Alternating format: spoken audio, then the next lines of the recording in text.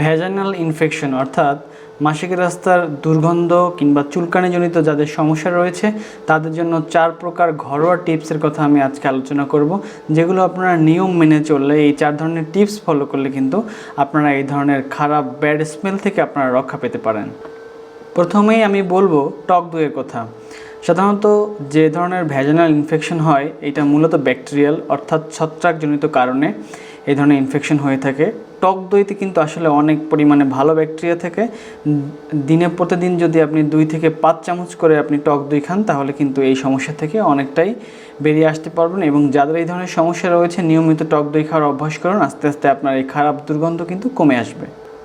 আমলকির কথা কিন্তু না বললেই নয়। আমলকি কিন্তু আমাদের পরিচিত একটি ফল, এটাতে প্রচুর পরিমাণে ভিটামিন সি রয়েছে এবং প্রাকৃতিকভাবে কিন্তু আমলকি রক্ত পরিষ্কারক। তাই সাধারণত যাদের এই ধরনের মাসিকের রাস্তার দুর্গন্ধজনিত সমস্যা রয়েছে তারা নিয়মিত খাবারের তালিকায় আপনারা কিন্তু এই আমলকি রাখতে পারেন, নাস্তায়ও রাখতে পারেন। যেভাবে আপনারা খান অবশ্যই আমলকি খাওয়ার ট্রাই করবেন, তাহলে কিন্তু এই সমস্যাটা থাকবে না। এবং নাম্বার 3, অ্যাপেল সিডার ভিনেগার। অর্থাৎ অ্যাপেল সিডার ভিনেগারে কিন্তু আপনার অ্যান্টিব্যাকটেরিয়াল ইফেক্ট আছে, অর্থাৎ জীবাণু প্রতিরোধী কিন্তু বৈশিষ্ট্য আছে এবং সেই সাথে কিন্তু অ্যান্টিসেপটিকের একটা অ্যাকশন দেয়।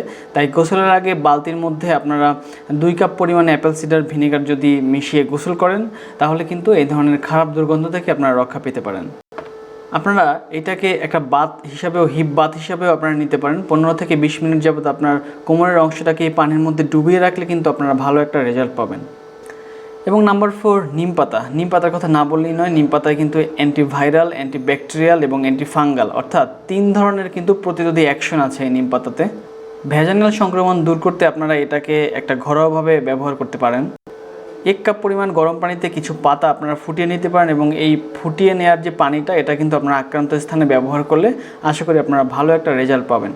ধন্যবাদ, আমাদের সাথেই থাকুন। যারা এখন পর্যন্ত আমাদের পেজটি ফলো করেননি অবশ্যই ফলো করতে থাকুন এবং এই ধরনের তথ্যবহুল কন্টেন্ট আপনারা যদি আরও নিয়মিত দেখতে চান আমাদেরকে কমেন্ট করে জানান এবং পরবর্তীতে কোন বিষয় নিয়ে আমরা আলোচনা করব সেটাও আপনারা জানাতে পারেন। অবশ্যই ভিডিওটি শেয়ার করতে ভুলবেন না। ধন্যবাদ, আজকের মতো ভালো থাকুন, সুস্থ থাকুন, আল্লাহ হাফেজ।